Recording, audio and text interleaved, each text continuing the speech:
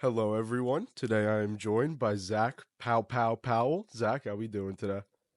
I'm doing good, brother. Thanks for having me, man. Of course, man. Of course, it's long overdue. I mean, I met you back in August in South Dakota, I want to say, and I said I wanted Yeah. to get an interview with you done soon. And obviously, that didn't happen too soon, but we're here now and we're getting it done. So happy to be talking to you. Yeah, I'm happy too, bro. We did it soon enough, man. It hasn't been a year, so that's good. Yeah, exactly. So I did want to ask, what's up with all these short notice matchups lately? You got a fight coming up now, so I wanted to see, Yeah. break the news, tell me what's going on. So I don't know, bro. That's just how it's been happening lately. We've been looking and looking and we can't find anything except if it's short notice. So uh that's all right. I've been staying ready and stuff. I've had like a big change in my mentality and my attitude in the past year. And now I'm always ready to take a scrap and looking forward to this one, man. all right, so tell me a little bit about your fight. When are you fighting? Who are you fighting? What's going on here? Yeah, so they haven't announced it yet. They should do it tomorrow, hopefully so. Tomorrow being Monday, we are Sunday now.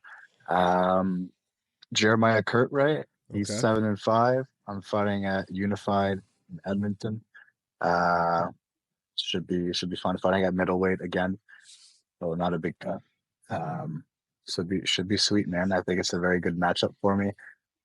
Props to him for taking it. Uh, I think it's a bad fight for him, but whatever. I feel like you're a bad matchup for a lot of guys, man. Even your last fight showed to be a pretty tough matchup for anyone, even in a loss. So definitely think you put a lot of people on notice last time out. So I wanted to ask if you're going to be at 170 or 185 in the future, what your plan was with that, and just if you felt comfortable at 185. Definitely 170 in the future. Like last second big opportunities. I don't mind doing 185 for the right fights, but like one of my main training partners is Aaron Jeffries, and it makes it pretty clear to me that I don't have the size to fight at 185. And then I've been out here in Vegas for the past month, and I've been going with guys like Sean Strickland and Chris Curtis and Edwin Shabazian, and like 185 is big, man. Yeah. So 170 is going to be the weight class I'm going to be competing at. Just as it turns out, short notice, last minute, 185, I'm fine with. Okay. So what advantages and disadvantages do you think come with like taking all these short notice fights? I know, this is back to back short notice fights for you now, and you also had an opponent change last time. So what are some advantages and disadvantages of that? Um, it's hard to look at it saying like there's an advantage and there's a disadvantage. The way I see it is I'm a fighter and I need to take every opportunity to fight right now, get my name out there and make it to the UFC because that's what I want.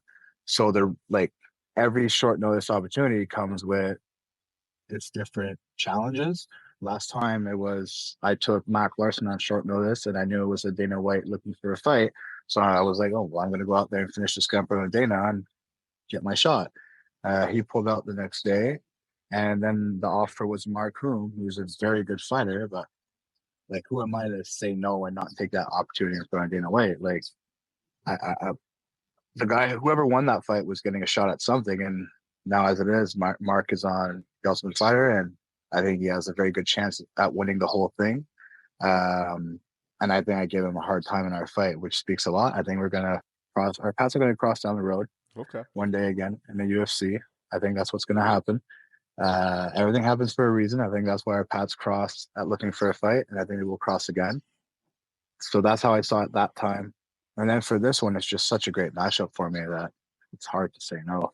And like we've been looking for fights, like getting my name out there for April, May, and stuff, and it's been hard to match me. Hmm. Um, so just got to take this one. Okay. So I wanted to obviously talk about your fight with Mark Hume. So it seemed like, things were okay with you guys in the lead up to the fight on social media. There had been some like back and forth in comment section and stuff. But then Yeah. at weigh-ins, things kind of took a turn. I wanted to ask what happened there, if there was like real beef there, or it was kind of just something that pissed one of you off. Um, I don't know, man. It's weird. Like I have no hard feelings for the guy now, but in that moment, I wanted to rip him to shreds. Um, So like the lead up, like it's tough finding someone from a different nation because you got the whole nation behind them and they like message you and comment on your stuff. And then like, oh my God, it's whatever. Like my friends probably do the same stuff. But then he started messaging me like, see you soon, like the day before and then like an hour before weigh-in. So I was just like, keep that same energy when you see me. So like when I got to weigh-ins, he was staring me down for like since the moment I got there, and like I was just like chilling with my team, had to fill out paperwork, and then like so this moment wasn't caught on camera, but while I'm filling my paperwork, he's right next, like he's right beside me, and I see him keep staring at me, and then I turn to D-Marks, one of my coaches. I'm like, bro, if this motherfucker keeps staring at me, I'm gonna snap. Like I'm gonna just fight him right now. He's like, okay. I'm like, he's still staring. He's like, yeah. I'm like, fuck this. And I just walked up to him and started talking shit. And then we got into like a little like, I don't know, he bit my forehead and I pushed him away and it got like Wait, there was like what? a yeah, like it was like a playful bite. I guess it's a South African thing. I guess they kiss and they bite over there. But so yeah, it was like that was it. And then like when we got to like the weigh-ins parts, like he wasn't talking no more really. Uh and I guess that gave the fight a nice build up. Like I think it got 200K views. Goisman was telling me on the unified page, like the just like a little altercation at weigh-in. So that's cool. Like we built up the fight and we got a lot of people hyped to see it. Because at the end of the day, like that's what it's all about, Yeah. building a fight. But those feelings of like wanting to hurt someone are still very real. So like yeah, we sold the fight, but yeah, like at that moment I wanted to knock this guy out. I tried, but he's good, man. So props to him. Yeah, it happens, man. It's okay. Like I said, you had a very valiant effort in that fight, and I think a lot of people did see that as like a stock raising performance, especially up a weight class, short notice, and everything. Just not you look good, man. You really look good. Your striking was on point, and you really like you had him in some bad spots throughout that third round, especially. So Thanks, brother. I definitely think a lot of people are impressed with that one. But I did want to ask, you're in Vegas for the first time now. Mm. How has that been like? You said you were training with Sean Strickland, Chris Curtis. You're obviously at Extreme Couture. Just talk to me about how it is out there. The energy is great, man. The guys are here to fight. The guys are here to get better. We go live every day. The skill level is crazy. And I feel like I'm very ready for a short notice fight being in the environment that I am right now. Because like I came out here and was mostly trying to change my mind from like situations happening like the Ashley thing, which was pretty hard, and then like other things in my personal life. So I was like, I need to take a trip. So I just took a trip, like just snapped my fingers. I'm like, I'm leaving. And so like I left on the 20th and I booked that on the 18th. I just texted my manager who lives out here and I'm like, hey, you offered me a room back a few months ago. Like, is that still an option? He's like, yeah, come on down. So I came down. And then first week was tough because like I realized you kind of had a bit of elevation here. So it was like hard. But then like once I got into the groove, like I feel like my cardio improved and I've been doing like two sparrings a week, 5 5-minute rounds, and then some grappling after. And then the wrestling and grappling days are hard here. So that's been pretty good. And I got in with like the big guys. So like the first week I was here, like I didn't really see them. Like I got here late. I got here Wednesday, but then when I grappled with them on the Monday, they're like, okay, well, this come spar with us. This is our sparring day. And these are our other days. This is what we train. So I'm training like the welterweights, the middleweights, Okay. uh, some 205ers too, but try to stay away from them. Um, yeah, and it's been great, man. I feel good. I feel like a lot of my game has improved while being out here, and also my mentality has improved. Is this your first time out in Vegas? Yeah, first time out in Vegas. Okay. So who are some of those guys? Not some of those guys. Who is your favorite guy to train with out there now that you've only been there for a bit? You know, you've been at Extreme Couture. Who Yeah, would you say is your favorite? I don't know, man. They're all fun to train with. I got to stay loyal to my boy Aaron Jeffries. He's always been my favorite training partner, so I'm not going to cheat on him. Okay, okay. So Yeah, did you go out there by yourself? You're not with anyone else right now? No one else from like Niagara or anything? yeah. I just came down here by myself. The only person I knew getting down here was my manager. Okay, got you. Yeah, That would be Jake, right? yeah, that's Jake. Yeah, Okay, nice, nice. yeah. So, uh, what was it like fighting in front of Dana White? I know we kind of talked about that before, but is there more pressure that comes fighting in front of, the UFC president and the guy that you kind of want to be your boss one day? Yeah, honestly, it felt the same. They're still very different. Um, like I wanted to put on a show, but I usually want to put on a show, so that like I didn't feel very different in that aspect. I'd say like the most like nerve-wracking part was like 2 or 3 minutes before walking out, he just walked right by us. He was like, "Oh, good luck." I'm like, "All right, thanks, I guess." And that was pretty cool. But like we heard good things after, which is cool. Like because the UFC was in Toronto the next day, Hmm. and Dean Thomas was around my team a bit, and they said mostly what Dana said. Like he liked the energy I brought, just Hmm. thinks I wasn't in the right weight class. So that's cool. Yeah, no, I would have to agree. I mean, you definitely Yeah, one. I don't think you were in the right weight class, even though you are taking another fight at middleweight here. I think yeah, the opponent definitely mattered. Mark is like a very high level fighter, very high level grappler. So I think it was a very yeah, tough matchup to take such short notice up a weight class. But I mean, like I said, yeah. showed out, man. And I think that Dana definitely did notice and definitely hopefully took like some notes on you and like just kind of like Hopefully. put a little star next to your name for the future, you know what I mean? So Yeah, like hopefully he's gonna contenders be like, oh, I saw that guy before. yeah, exactly. So you're out in Vegas. I saw you were at the UFC recovery zone. Yeah. I don't know if you have access to the PI, what the exact situation is there, but what are some of the things you've been able to see and like do out in Vegas that you wouldn't have been able to get in Niagara? So I get access to the PI when I go train with like so we have like the team practice on the Wednesdays and on the Fridays at the PI.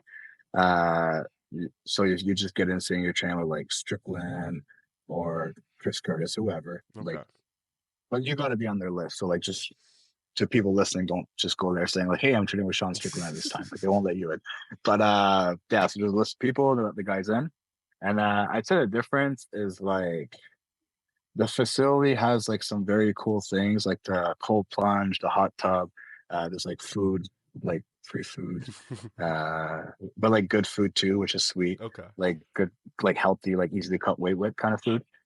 And then for me, things I don't have access to yet, but I'm hoping to have access to once I make it to the UFC.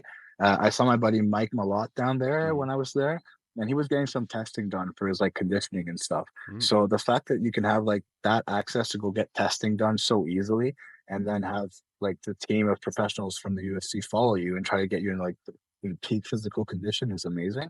That's something I really want to do when I get to that level. Okay. And they have like actual like physiotherapists in the facility, nutritionists, like everything to for you to be like the best possible athlete you can be. Okay. So I think it's huge for that. Okay, yeah, no, definitely. I mean, I've heard only incredible things about the PI. Just Mhm. all the things they feature, all the things they offer to the fighters seem like it is like, kind of the pinnacle of the sport in terms of training and just getting all that stuff done. So definitely is cool that you were able to get access and kind of get like a sneak peek on what it's like to be a UFC fighter in a sense. I like that. Yeah, it's amazing. Yeah, for sure. So you had a year and a half layoff coming into your last fight. It was actually a little bit longer. You had last fought in May of 2022, and then you took the fight in January of 2024. I wanted to ask kind Mhm. of what was your reasoning for that layoff, and why did you decide to come back when you did? I just wasn't like into fighting anymore, to be honest. Like, I guess I was a bit of a pussy before. Like, I fought to win. I didn't really like to fight. You could see it like my performances. Like, I'm kind of shy. Like, I just try to take people down and I try to hold them down. And I don't really open. Back then, I didn't really open up. Um, but then I got away from the game a bit, and I got fat as fuck, which sucked.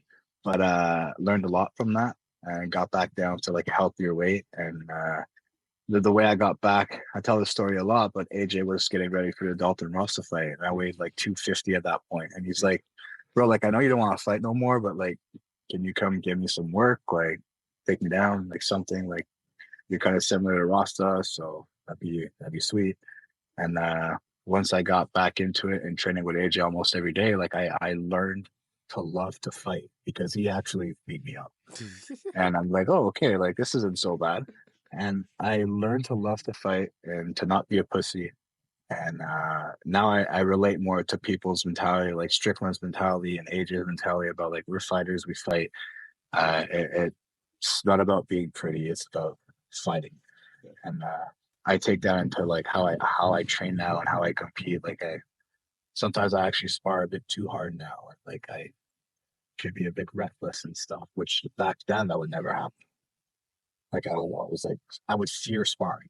I would like Okay, I don't want to spar today, but like now like I'm sparring 2 or 3 times a week and I love it. Like good. I used to like worry about brain damage, but now I'm like we're all gonna die anyway, so who cares? You're just gonna go out there swinging until you can't Uh, anymore, man. exactly, man. I don't want to look like Tony Ferguson. Like I prefer a different route, Yeah. but like I'm not scared of a fight anymore. I Okay. want to fight. I want a big scrap. I want to be entertaining. Okay. So I wanted to ask you about your little car talk segments that you do on Instagram. They're like Yeah. just these short clips, like not too short, but shortish clips, where you kind of just do like talks inside of your car. Where did that idea come from? And like, do you plan on Mhm. continuing it for a while? Yeah, I was just chilling with Prickett, and we're talking about like this Sam Select guy that just Mm-hmm. films himself like training and posts it on YouTube, and he was just like popping off. I'm like, no one really does that for MMA, and that's what transitioned into like the idea of car talks, like trying to talk about training and stuff, and then it turned into like something a bit different, which is cool. Like a lot of people really like it, so that's fun. I'm gonna keep doing it. It's just hard to do while I'm in Vegas because I don't have like the setup on the car I'm driving right now, and I don't really want to film myself while driving using my hands. Uh, so like it's something I'm gonna keep doing. I just like get away from it a bit. Like I was trying to do like twice a week, but then you run out of things to talk about and stuff. So I'm gonna keep doing it just here and there. It's gonna be a bit more like special, I guess, limited Okay. edition, like once every week or so or every month. But it's fun. It's something I like to do, and I feel like it makes me more like opens up my personality to like other people to get to know me as well. So that's fun. Yeah, I know. I saw you say on social media before you love to talk, so it kind of just gives you that outlet of like being able to talk and like getting out there on social media, showing off that personality because you have a good personality, Yeah, you have a fun personality, and like you said, you sold your last fight pretty damn well, if you ask me. So I don't know. thanks, brother. I think you have like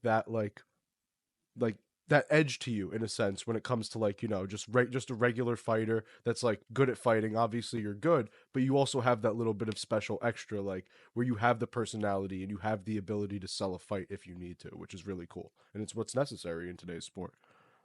Yeah, I think it's a crucial aspect of Mm-hmm. making it in the game, especially if you want to get paid nowadays. Yeah. Like if you can't talk on the mic or outside of it and sell a fight, it's tough, man. Yeah, for It's sure. really hard. For sure. All right, so I wanted to get into a little bit more of a little dumb questions, but like funny stuff. Listen, So I I wanted love dumb questions, bro. great. So I wanted to ask, who is your worst teammate at Niagara Top Team? It's a good one, man. A lot of them fucking suck. But like not as fighters, just as like pissing me off. Hmm. I know AJ said Luke on another podcast. I don't know Yes. if it was on yours. No, it I was my love Luke, friends. man. Okay, yeah. So it's hard to say Luke. I really like Luke. I'm gonna go to Clay. I'm gonna go Clayton Pie. Just because he talked all this shit about winning his pizza eating competition, and I just found out he lost. So to Caesar Bonilla of all people. So Clay, to get back to my good graces, I think you got to go out there and actually fight Caesar in something that matters because you're both welterweights and scrap it out like real men and stop eating pizzas like fat fucks. I love the call out. I absolutely love Yeah, that call out. I also want to call yeah. Clayton out. Respond to my DM so I can interview you too. I'm gonna take my shot at Clayton too. All love to So, Clayton though. he's a good interview. I like Clay, but Yeah. like as of right now, after that embarrassing pizza performance, he's on the bottom of my list. Gotcha. Okay. So, another question, dumb Yeah. question. Are you the Rizzler, and where did that whole thing start from? Oh fuck. I guess so. Uh, just like um I don't know. Like I have like this, I guess not I don't know, just natural skill of rizzing up girls, I guess. But like but like, like it's just charisma, man. That's what Riz stands for. Sometimes like I don't really enjoy it, but like I still gotta like show myself that I still got it. Hmm. Because like in case one day I meet like a nice wholesome lady and I gotta like pull out the game, I gotta keep that game sharp. Okay. Uh, so yeah, Kevin, my best friend Kevin Hmm. Popovic, he calls me the Rizzler, and we got this little hand sign going. So yeah, so I like to keep my game sharp, but then I get like really nervous around girls I actually think are like, would be like a good nice lady to have in my life. So Okay. I kind of lose the Riz, but still working on it. It's always a work in progress, Man, man. man, you got to keep the Riz during for the cute girls. Come on, man. I know you got it in I you. know. Oh, I do, but like sometimes it gets too real, man. Hmm. Okay. Yeah. Okay. So I wanted to ask your opinions on UFC 299. That was a fun card yesterday. What are your opinions on just some of the fighters, some of the fights that happened, and just everything? Biggest takeaway is the French break easy. Like, come on, man. And then the Kevin's not next gonna day, like that one. well, I'm also French. I'm talking about Oh, France French. They break okay. so easy. Yeah. Like, and I saw Benoit Saint Denis posted how about having like a staph infection and shit, but come on, man. Who cares? Like, the staph doesn't keep your hands low in the pocket, brother. Uh, so I think that's the big takeaway. Like, to me, that was the biggest one. And then another big takeaway is how hard it is to hold guys down nowadays. Because think of like Gilbert Burns being such a accomplished grappler, Hmm. and like Jack, like isn't really a great grappler, but was able to get up so much. And I think in the past years, like that's where the game has evolved is getting up. Yeah. And people get up and are so hard to take down now, especially against the fence. So it forces guys to adapt. Guys that are like our pressure heavy grapplers, like guys are just going to keep getting better and better at getting up. So then we got to figure out like attacking, keeping people down and stuff. So it's fun to see. It's nice to see the game evolve like that. Like, and to me, like you saw GSP there yesterday and stuff, and Yeah. something that came in my mind is like GSP was the GOAT, but how would he do in today's era of guys being able to get up so easy? Like, would he find a way? Like, if someone would find a way of keeping people down, I'm sure it's him. Yeah, I agree. He probably would just, seems like the kind of guy that would always just find a way to win the fight Hey, kind of thing. exactly. Kind of Yeah. like what I think Erin Blanchfield is. I feel like she's kind of like, just finds a way to win even though like sometimes Mhm. she has no right to win a fight. Like she'll find a way to Yeah. win no matter what. I feel like GSP would be a similar kind of fighter, but man, Yeah. so we were saying it before. Some of those Jack Della Maddalena get-ups yesterday, man. Those were nuts. Like, did you see the way he was like flipping over, like to get out of those positions, and like, Yeah. he was a minute away from losing that fight, and he really just like pulled off one of the cleanest get-ups you could, and then nailed Burns with a knee. I mean, that was a wild fight, and I mean, props to Jack because Yeah. I really think he showed a Yeah. lot. What are your thoughts on the welterweight division in the UFC right now, and like some of those guys, Jack Della Yeah. Maddalena, Gary, Shavkat? What are your thoughts on those guys? Well, I'm gonna start by saying that one really hurt the minute left because I had money on Burns by decision. So I was like, Ah.